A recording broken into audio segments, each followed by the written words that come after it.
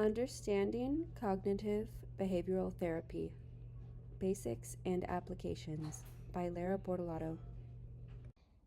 CBT is a very popular therapy. It was highlighted in the New York Times as being the most broadly practiced therapy in the world today.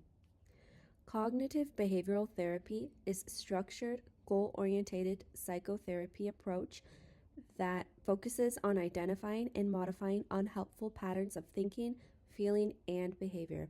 Beck, 2011. Key principles: thoughts, feelings, and behaviors. How we interpret situations influences our emotions and actions. Emotional responses arise from our thought processes.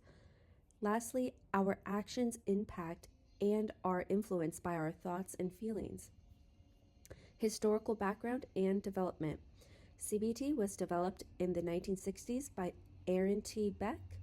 It evolved from earlier behavioral therapies integrating cognitive theories. And lastly, it's widely used for treating anxiety, depression, and other psychological disorders. How CBT works. First, start with identifying and challenging negative thought patterns that cause emotional distress. This is a process that helps people feel better by replacing negative thinking with more balanced, realistic thoughts. Next, cognitive triangle shows how thoughts, emotions, and behaviors are all connected. So when we adjust our thinking, it positively impacts how we feel and what we do. Lastly, CBT is a collaborative process where therapists and clients work together to set goals and develop coping strategies. The American Psychological Association emphasizes that this partnership ensures the therapy is personalized and effective. Working together motivates clients and helps them take an active role in their own healing. Core techniques in CBT: cognitive restructuring, challenging distorted thoughts. Cognitive restructuring helps people recognize and challenge negative thoughts like "I will fail" and replace them with more balanced, realistic ones.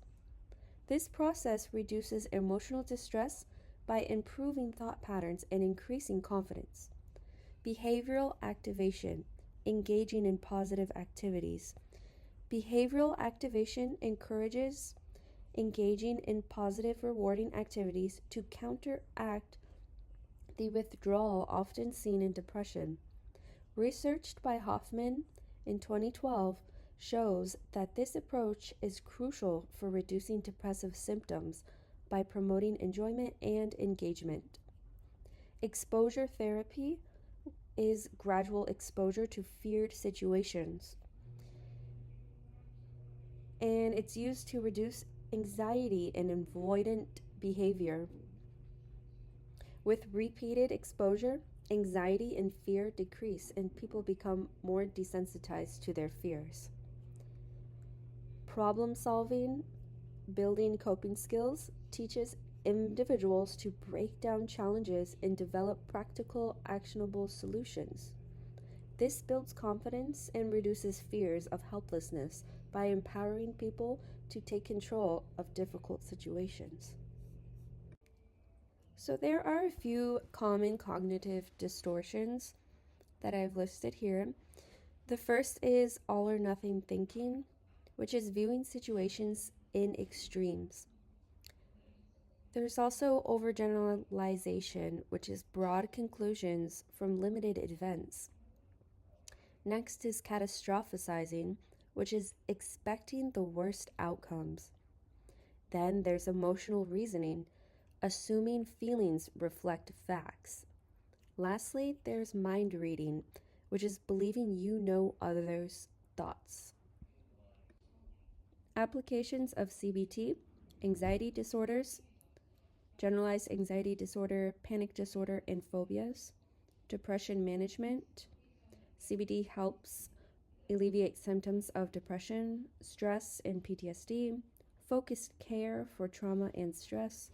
OCD and phobias, structured interventions for persistent fears.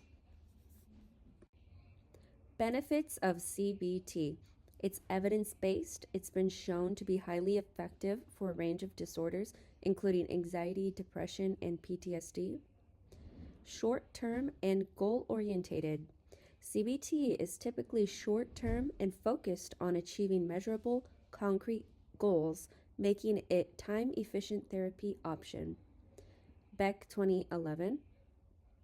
Versatility works across diverse settings, adaptable to various settings, including individual therapy, group therapy, and even online platforms. Kujipers et al. 2016 highlighted that CBT can be delivered effectively in different formats, making it accessible in many contexts. Lastly, long term skills.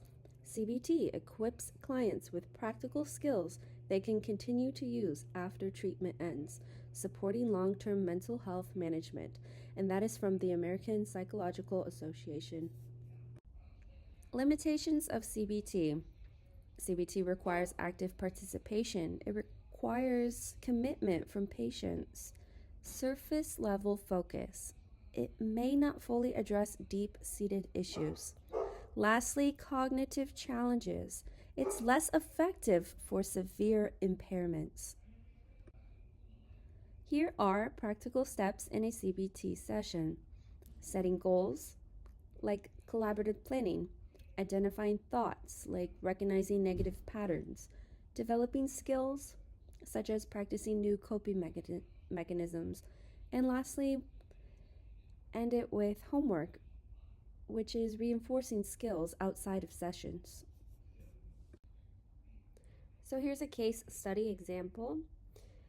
Overview, description of the client's issue, like anxiety or depression, techniques used, demonstration of key CBT interventions like cognitive restructuring or exposure therapy, outcomes, highlighted benefits and results, such as reduced symptoms or improved functioning. Conclusion: CBT focuses on the connection between thoughts, feelings, and behaviors, helping individuals identify and challenge negative patterns. It is structured and collaborative approach to improving mental health. CBT is highly versatile, proving effective across a wide range of mental health issues. Its evidence-based nature makes it reliable treatment in both short-term and long-term care settings.